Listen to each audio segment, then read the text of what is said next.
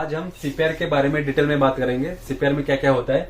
तो सीपीआर का मतलब क्या होता है, कार्डियो पल्मोनरी रिसोसिटेशन होता है। तो कार्डियो का मतलब होता है हार्ट, पल्मोनरी का मतलब होता है लंग, रिसोसिटेशन का मतलब होता है रीस्टार्ट। हम हार्ट और लंग को क्या करें, रीस्टार्ट करें, दोबारा काम करने के लिए क्या करें, रीस्टार्ट करें। ठीक है।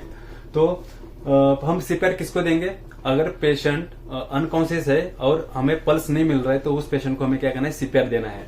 अगर if the patient pulse is present but breathing is absent, for example अगर रेस्पिरेटरी अरेस्ट में क्या होता है, पेशेंट का जो ब्रीदिंग होता है, ब्रीदिंग अब्सेंट हो जाता है लेकिन पल्स मिल जाता है, तो उस टाइम आप क्या करोगे, उस टाइम हमें पेशेंट को क्या करना है, माउथ टू माउथ ब्रीदिंग देना है। अगर अपने पास एम्बू बैग है तो हम एम्बू बैग से भी पेशेंट को ब्रीदिंग देना है। कितना देना है, हम 1 मिनट में कम से कम 15 से 16 टाइम पेशेंट को ब्रीदिंग देना है।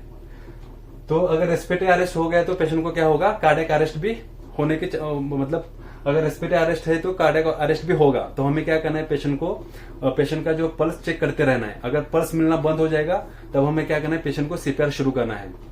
उसका स्टेप ऑफ सीपीआर, सीपीआर का स्टेप क्या होता है, सर्कुलेशन, एयरवे, ब्रीदिंग। हम पहले क्या करते हैं सीपीआर में, सर्कुलेशन चेक करते हैं, एयरवे चेक करते हैं, उसके बाद ब्रीदिंग चेक करते हैं।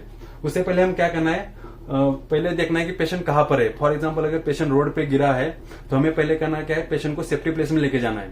फर्स्ट सेफ्टी प्लेस में लेके जाके हमें पहले, उसके बाद क्या करना है, पेशेंट को देखना है कि कॉन्शियस है अनकॉन्शियस है। अगर अनकॉन्शियस है तो हम क्या करेंगे, पेशेंट का सर्कुलेशन चेक करेंगे। सर्कुलेशन कैसे चेक करेंगे, हमें पहले रेडियल पल्स चेक करेंगे। अगर रेडियल पल्स नहीं मिलता तो हम कैरोटिड पल्स चेक करेंगे। ठीक है, आप डायरेक्ट कैरोटिड पल्स भी चेक कर सकते हो। हमें 10 सेकंड के अंदर ही हमें पल्स चेक करना है। उसके बाद अगर पल्स में कोई रिस्पॉन्ड नहीं मिल रहा है, मतलब पल्स अब्सेंट आ रहा है, तो हम क्या करेंगे, एयरवे चेक करेंगे। एयरवे में क्या टेक्निक होता है, हेड टिल चिन लिफ्ट करके एक टेक्निक होता है। उसमें क्या करेंगे, हेड को थोड़ा बैक करेंगे, चिन को लिफ्ट करते हैं, और हमारा जो टंग जो क्या होता है, हम जब पेशेंट अनकॉन्शियस होता है तो ग्रेविटी की वजह से क्या होता है, हमारा जो टंग होता है वो एयरवे को क्या करता है, ब्लॉक करता है। तो हमें ये हेड टिल चिन लिफ्ट टेक्निक यूज करके एयरवे क्लियर करना है, मतलब जिप को सीधा करना है। उसके बाद ब्रीदिंग में क्या करेंगे, हम पेशेंट को मतलब देखेंगे पेशेंट ब्रीदिंग कर रहा है नहीं कर रहा है। मतलब हम कैसे चेक करेंगे, चेस्ट मूवमेंट देखेंगे, चेस्ट मूवमेंट और चेस्ट का और पेट का मूवमेंट देखेंगे। अगर चेस्ट और पेट का मूवमेंट अगर एब्सेंट है तो हमें क्या करना है, पेशेंट को माउथ टू माउथ ब्रीदिंग देना है। अगर एम्बू बैग है तो हम एम्बू बैग से भी ब्रीदिंग देना है। उसके बाद एडी मशीन, एडी क्या है, ये ऑटोमेटेड एक्सटर्नल डिफिब्रिलेटर है। ये इस मशीन से क्या होता है, पेशेंट को शॉक देते हैं। ये ऑटोमेटेड है, हमें अगर हमारे पास अगर अवेलेबल मिल जाती है, क्योंकि एडी मशीन जो होता है आजकल क्या होता है पब्लिक प्लेस में मिल जाता है, तो इसको क्या करना है, ये जो मशीन है ऑटोमेटिक डिसाइड करती है कि कब शॉक देना है। हमें क्या करना है, जो उसका 2 पैड होता है एडी मशीन का, एक जो पेशेंट का जो राइट साइड का चेस्ट है वो निप्पल के ऊपर लगाना है, और दूसरा जो पैड है वो लेफ्ट साइड का जो निप्पल है उसके नीचे लगाना है। ठीक है, तो मशीन खुद डिसाइड करेगा कि कब शॉक देना है, रिदम के हिसाब से वो क्या है, मशीन शॉक दे देगा इसमें।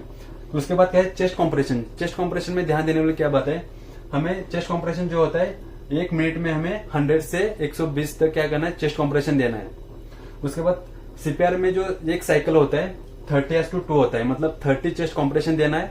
ठीक है, जब चेस्ट कॉम्प्रेशन देते हैं उस टाइम क्या करना है, हाथ जो हमारा हाथ है बिल्कुल स्ट्रेट होना चाहिए। तो 30 कॉम्प्रेशन होने के बाद तुरंत हम क्या करना है, माउथ टू माउथ ब्रीदिंग देना है।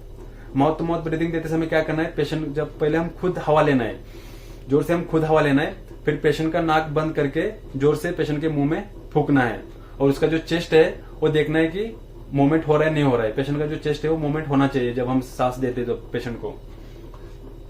चेस्ट कॉम्प्रेशन जो होता है हाई क्वालिटी का होना चाहिए, मतलब हाई क्वालिटी का होना चाहिए। हर मतलब 2 मिनट के बाद आदमी चेंज होना चाहिए, क्योंकि चेस्ट कॉम्प्रेशन में क्या होता है, आदमी थक जाता है। तो हर 2 मिनट के बाद अगर हमें हाई क्वालिटी का चेस्ट कॉम्प्रेशन देना पड़ता है, इसलिए हर 5 साइकिल के बाद एक आदमी चेंज होगा, दूसरा आदमी क्या करेगा, चेस्ट कॉम्प्रेशन देगा। उसके बाद जो कितना तक हम डीप प्रेस करेंगे चेस्ट कॉम्प्रेशन, अडल्ट का जो होता है 5 to 6 सेंटीमीटर होता है, चिल्ड्रन का जो होता है 4 सेंटीमीटर होता है, और जो इन्फेंट का होता है, इन्फेंट का मतलब होता है 1 साल के अंदर जो बच्चे होते हैं, तो उसको कितना हम 3 सेंटीमीटर तक हमें प्रेस करना है। जो सीपीआर का जो टाइम होता है वो 45 मिनट तक होता है, मतलब सीपीआर जो होता है हम 45 मिनट तक देते हैं। तो ये हो गया सीपीआर। ये हम किस में आता है, ये मैं बेसिक लाइफ सपोर्ट में बताया, बीएलएस मतलब बेसिक लाइफ सपोर्ट में।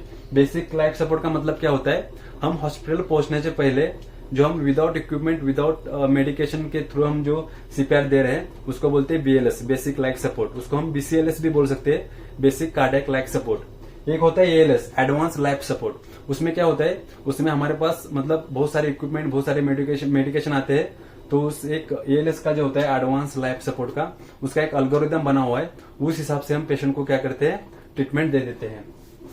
उसके बाद अगर वीडियो में आपको डाउट है तो मुझे कमेंट करके बता दीजिए। धन्यवाद।